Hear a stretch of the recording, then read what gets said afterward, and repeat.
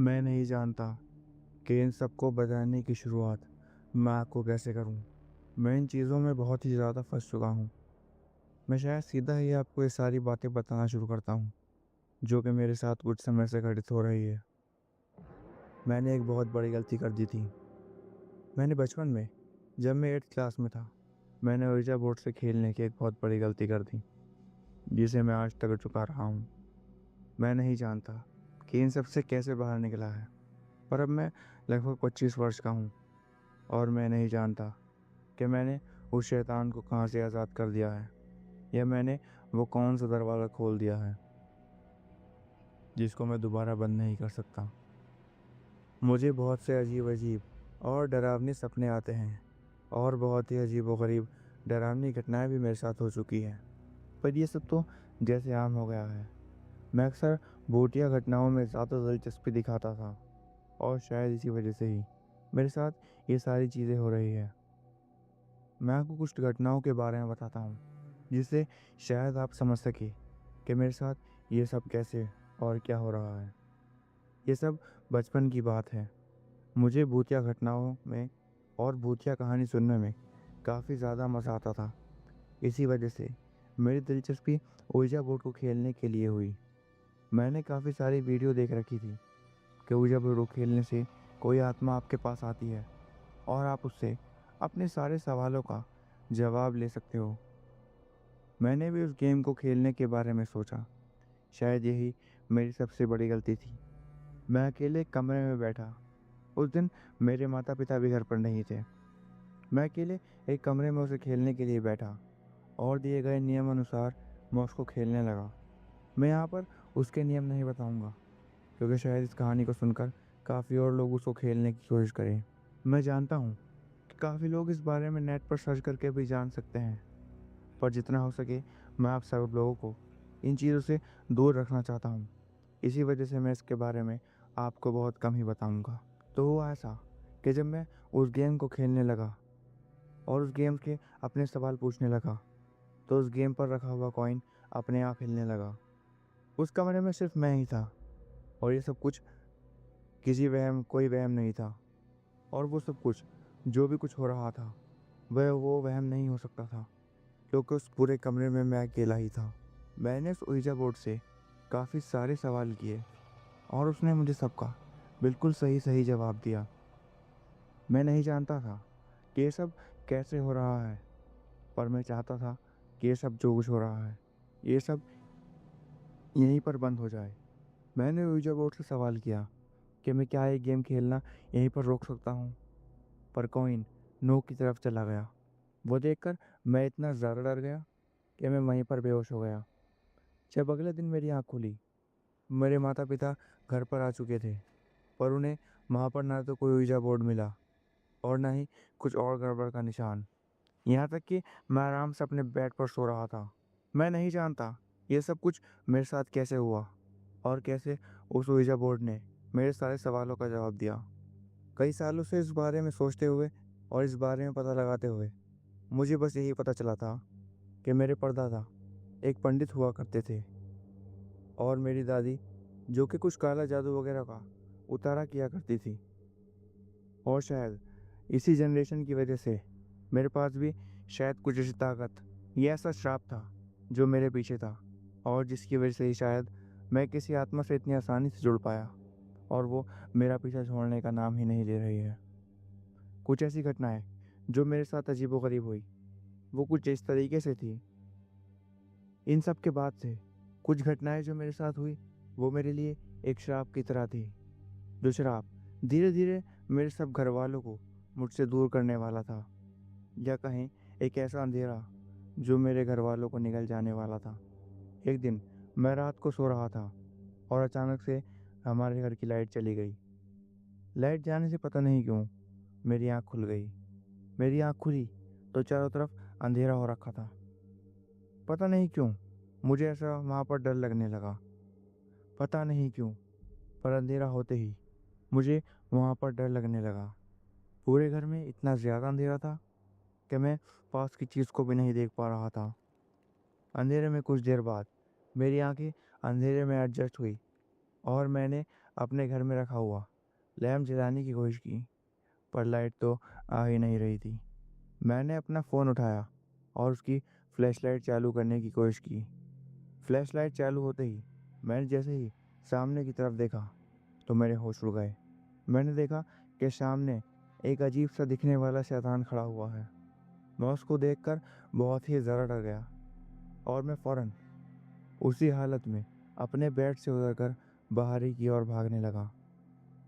अगर मैं आपको अपने घर के बारे में बताऊं, तो मैं जैसे ही अपने रूम से बाहर ही निकलता हूं, बिल्कुल सामने मेरी बहन का कमरा है और उसके साइड में ही मेरे माता पिता का कमरा भी है। तो मैं जैसे ही उस शैतान से डरकर बाहर आया, तो मुझे समझ नहीं आ रहा था कि मैं किस ओर जाऊं।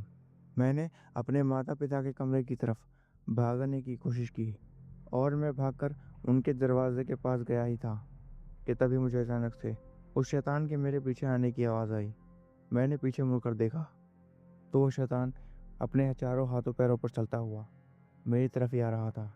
मैंने दरवाज़ा खटखटाया और दरवाज़ा खटखटाते खटखटाते मैं बेहोश होने ही वाला था कि तभी वो शैतान अचानक से मेरी सामने से मुड़ गया और वो मेरी बहन के कमरे की ओर बढ़ने लगा। मैं वो देखकर और भी ज़्यादा डर गया।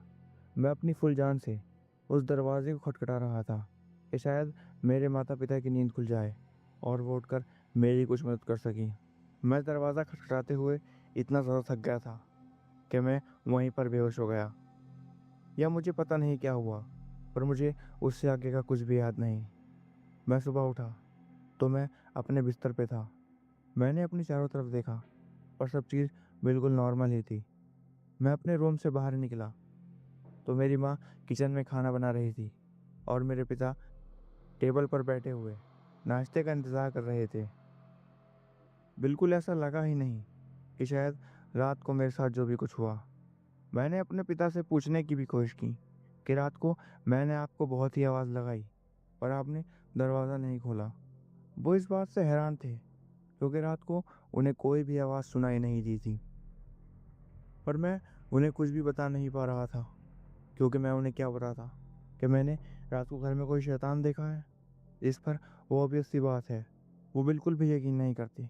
तभी मुझे याद आया कि मैंने तो उसे अपनी बहन के कमरे की ओर जाते हुए देखा था। क्या वो ठीक है?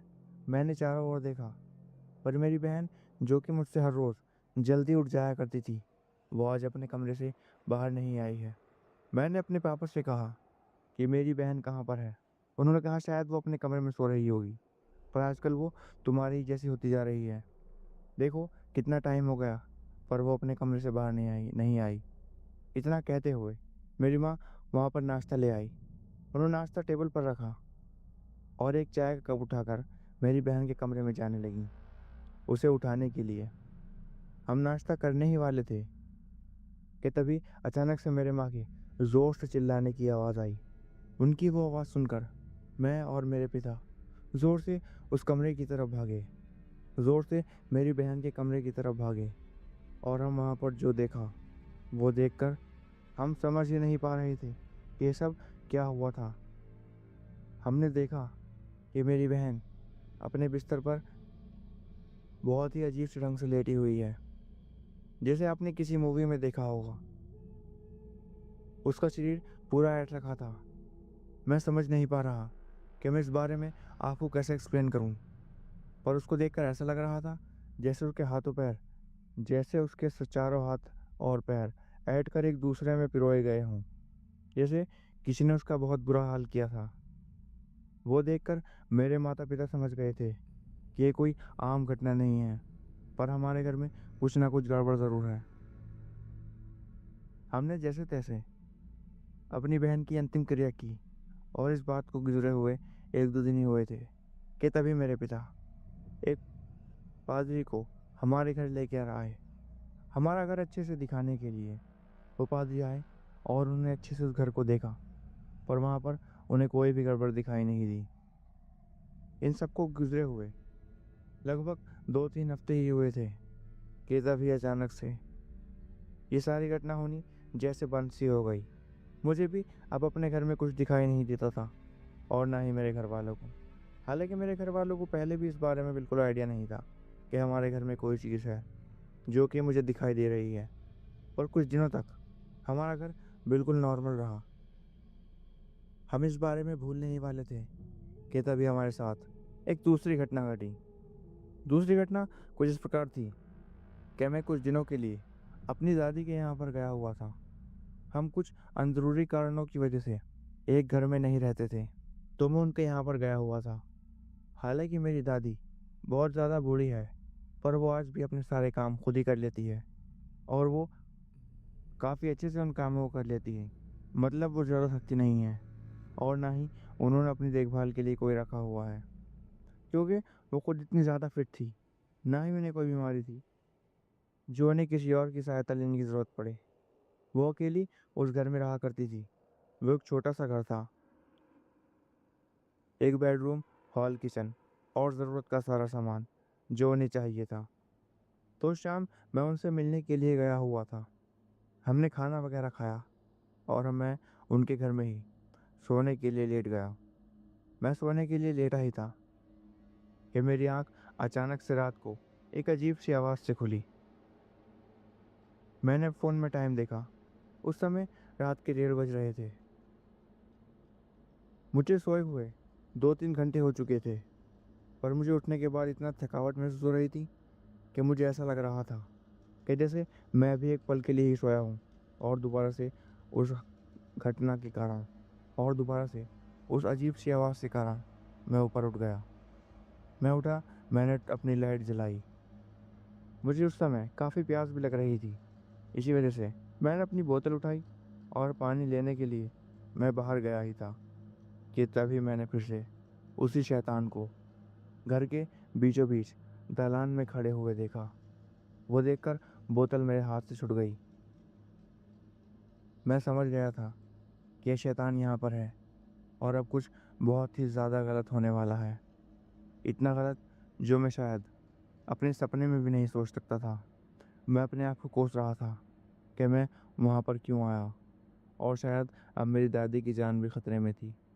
मैंने फ़ौरन अपनी दादी के कमरे की तरफ दौड़ लगा दी और मैं जैसे ही उनके कमरे में पहुँचा, मैंने देखा कि उनका शरीर हवा में लहरा रहा है।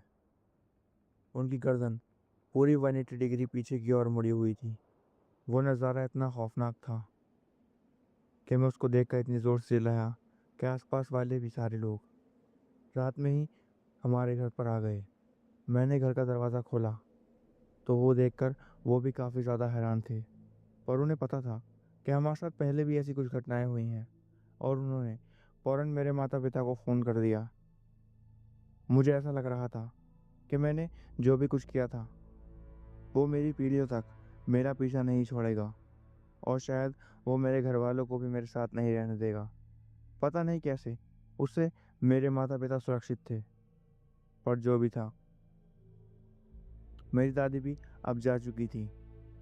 दादी के जाने के 2-3 महीने तक हम उनके सदमे में ही रहे और मैं सोच रहा था कि मैं अब अपने माता पिता से भी अलग रहूँगा, जिससे कि उनकी जान को कोई खतरा ना हो। मैं अपने घर के एक कोने में बिल्कुल आराम से बैठा रहता। मैं समझ नहीं पा रहा था कि मैंने ये सब क्या कर दिया है। इस बात को गुजरे हुए काफ़ी समय बीत गया था और हमारे साथ फिर कोई भी गड़बड़ नहीं हुई। अब मैं आपको 3 साल बाद लेकर चलता हूँ। उस समय तक मेरी शादी भी हो गई थी। मेरी एक खूबसूरत वाइफ थी। मेरी शादी से पहले मैं काफ़ी नॉर्मल हो गया था, क्योंकि मैंने एक जॉब भी ज्वाइन कर ली थी और जॉब की भागा दौड़ी में मैं इन सारी बातों को जैसे भूल ही गया। हम एक नए घर में भी शिफ्ट हो गए थे। काफ़ी दिनों तक कुछ भी नहीं होने के बाद अब तीसरी घटना होने का बारी था। मैं नहीं जानता कि इन सबको कैसे रोकना था, पर तीसरी घटना तो हो ही गई थी। मेरी शादी के बाद मैं काफ़ी ज़्यादा सुकून से था और मैं सोच भी नहीं सकता था कि अब आगे भी मेरे साथ कुछ डरावना होगा, पर हुआ कुछ उल्टा ही। मैं एक दिन वो एक नॉर्मल सा दिन था। मैं अपनी जॉब से घर पर आया तो मेरी वाइफ ने मेरे लिए खाना बना रखा था। मैंने वो खाना खाया और मैं सो गया। रात को मेरी आंख जब खुली तो मैंने कुछ अजीब सी आहट सुनी। मैं उस आहट को इग्नोर करके सोने ही वाला था कि तभी मैंने देखा कि मेरी वाइफ दूसरी ओर मुंह करके मेरे बेड के पास ही खड़ी हुई है। मैंने उसको आवाज़ दी पर उसने कुछ नहीं सुना। पता नहीं वो ऐसे वहाँ पर क्यों खड़ी थी। उस घटना को देखकर मुझे सारी पुरानी घटना दोबारा याद आने लगी थी और मैं सोच रहा था कि शायद इस बार मेरी वाइफ का बारी है। पर मैं उसे अकेला नहीं छोड़ना चाहता था। मैं चाहता था कि उसके साथ कुछ भी गलत ना हो। मैंने उसे वापस अपने पास लिटा लिया। ऐसा लग रहा था जैसे वो नींद में चल रही हो। हालांकि उससे पहले वो कभी भी ऐसे नींद में चलते हुए बेड से नहीं उठी थी। उसके कुछ दिनों तक मेरे घर में कुछ अजीब सी घटना होनी शुरू हो गई। मुझे अपनी आँख के कोने से एक अजीब सी परछाई मेरे घर के किसी कोने में खड़ी हुई दिखाई देती। पर जैसे ही मैं उस ओर देखता वहाँ पर कोई भी नहीं होता। मैं इस बातों को अपना वहम भी समझ सकता था, पर जैसा कुछ मेरे साथ पहले हुआ था मैं उसको अपना वहम समझने की भूल नहीं करना चाहता था। मैंने एक पादरी से बात की और उनको इन सब बारे में बताया। वो हमारे घर पर आए। उन्होंने हमारे घर की अच्छी तरीके से ब्लेस किया और बताया कि हमारे घर में उन्हें कोई भी गड़बड़ महसूस नहीं हो रही है। पर ऐसा कैसे हो सकता था। मैंने उन्हें अपने साथ बीती हुई पिछले कुछ महीनों की बातें बताई। मैंने उन्हें अपने साथ बीती हुई पिछले कुछ सालों की बात बताई। तब जाकर उन्हें मेरी बात पर थोड़ा बहुत विश्वास हुआ।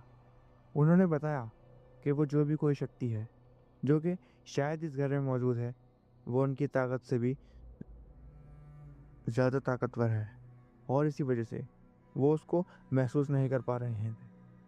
उन्होंने मुझे एक नंबर दिया जो कि एक सीनियर फादर का था।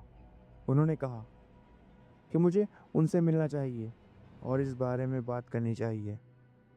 मैं बहुत ही ज़्यादा डर रहा था। मैं डर रहा था कि कहीं मेरी वाइफ को कुछ ना हो जाए। इसीलिए मैं अपनी वाइफ को लेकर अपने पेरेंट्स के घर के चला गया। मैं चाहता था कि हम सब एक जगह रहे। मैं सोच रहा था कि शायद हमारे एक जगह रहने से हमारे ऊपर कोई तकलीफ़ ना आए।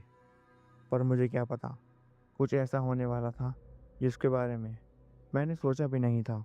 मैं अपने पेरेंट्स के घर पर गया। हमने वहाँ पर अच्छे से एंजॉय किया और वहाँ पर मुझे थोड़ा लाइट भी फील हो रहा था।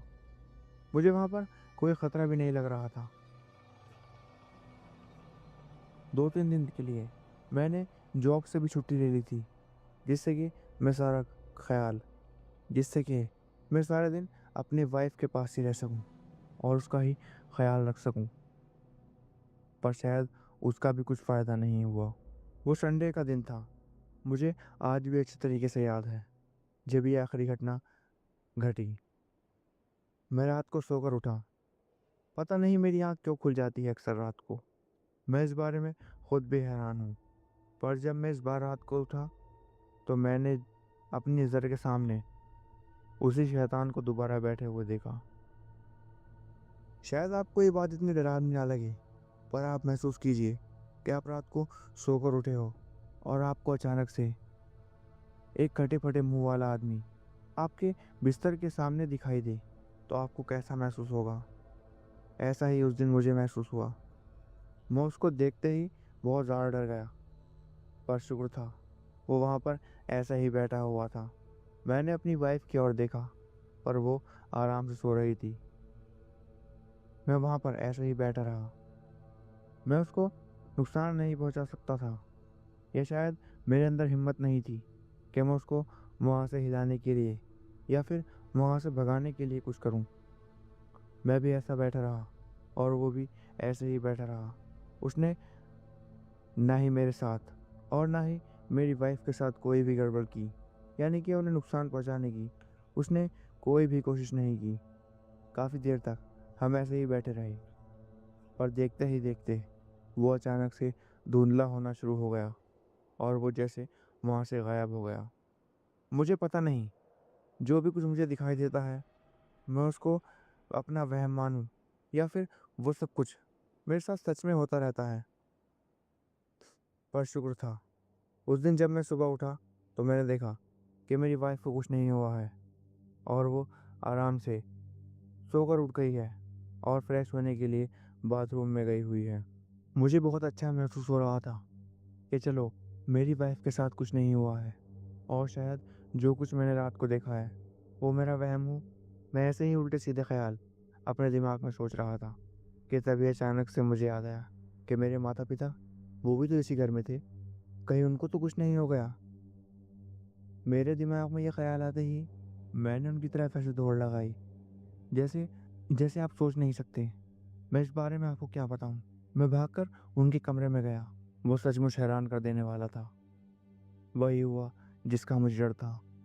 मैं ऐसा सोच भी नहीं सकता था कि मेरा यहाँ पर आना, अपनी वाइफ को बचाने के लिए यहाँ पर आना, मेरे माता पिता की जान ले लेगा। उनका हाल भी वैसा ही हुआ था जैसे मेरी बहन का हुआ था। उनके शरीर की हड्डियाँ इतनी जगह से टूटी हुई थी कि उनको पोस्टमार्टम वालों को भी ये समझ में नहीं आ रहा था कि उनका ये हाल कैसे हुआ है। मैं उन्हें समझाता भी तो क्या कि मेरे पीछे एक आत्मा पड़ी हुई है, एक दरिंदा पड़ा हुआ है। वो मेरी इस बात को कहाँ मानने वाले थे। हालांकि मैंने उन्हें समझाने की भी कोशिश हालांकि मैंने उन्हें समझाने की भी कोशिश की, पर वो मुझसे बोलने लगे, पर वो आपस में कुछ बात करने लगे कि मेरे माता पिता के कारण मेरा दिमागी संतुलन बिगड़ गया है। उस घटना के बाद से मैंने अपने आप को बचाने की हर मुमकिन कोशिश कर रखी है, यानी कि अपनी वाइफ को बचाने की, क्योंकि अभी तक उसने मुझे तो कुछ नुकसान नहीं पहुंचाया है, पर मैं जानता हूँ वो मेरी पूरी पीढ़ी को ख़त्म कर देना चाहता है। इस घटना के बाद से मैंने अपने उस शहर में दोनों घर बेच दिए। मैं अपने शहर से बहुत दूर आकर एक चहल पहल वाले इलाके में रहने लगा, जहाँ के हमारे पड़ोसी भी काफ़ी अच्छे हैं, हमारी काफ़ी देखभाल करते हैं। और इस घटना को और हमने अपने घर को भी अभिमंत्रित करवाया हुआ है। वहाँ के एक सीनियर पादरी को बुलाकर हमने अपने घर को अच्छे से ब्लेस करवाया हुआ है। यहाँ पर आने के बाद मेरे साथ कोई भी गड़बड़ नहीं हुई है, और ना ही मेरी वाइफ के साथ कुछ हुआ है। मैं अपनी जॉब भी कंटिन्यू कर रहा हूँ और मुझे कोई भी दिक्कत नहीं हो रही है। पर अभी कुछ दिनों पहले एक दिक्कत होनी शायद मेरे साथ शुरू हुई है। मेरी वाइफ प्रेग्नेंट है, उसको एक बेबी होने वाला है। मैं नहीं जानता क्या ये सब कुछ दोबारा शुरू होने वाला है। पता नहीं अब के किसकी जान को खतरा है, मेरी वाइफ की, मेरे बेटे की, या मेरी। मैं नहीं जानता कि इन सब से कैसे बाहर निकलूं। मैं उस जगह से बहुत दूर आ चुका हूँ, और उन यादों से भी मैं भुला चुका हूँ कि क्या कुछ मेरे साथ हुआ है। मैं कोशिश कर चुका हूँ ouija बोर्ड से दोबारा कांटेक्ट करके उस घोस्ट से बात करने की, उससे पूछने की को वो सब कुछ क्यों कर रहा है, वो कौन है, वो मुझसे क्या चाहता है। पर जब भी मैं ouija बोर्ड से बात करने बैठता हूँ, उसमें अचानक से आग लग जाती है, वो टूट जाता है, या फिर कोई ना कोई अड़चन आ जाती है जिससे मैं ठीक से बात नहीं कर पाता हूँ। मैं नहीं जानता कि इन सबको आप मजाक समझेंगे, एक डरावनी कहानी समझेंगे, या पता नहीं आप उसे क्या समझेंगे, पर ये सब कुछ मेरे साथ हो रहा है। मेरी ज़िंदगी जैसे एक गेम बन गई है, एक कंप्यूटर गेम जो बार बार कोई रिसेट कर कर खेल रहा है। बार बार मेरी आंखों के सामने मेरे घर वालों को मार रहा है, और मैं उनके लिए कुछ नहीं कर सकता।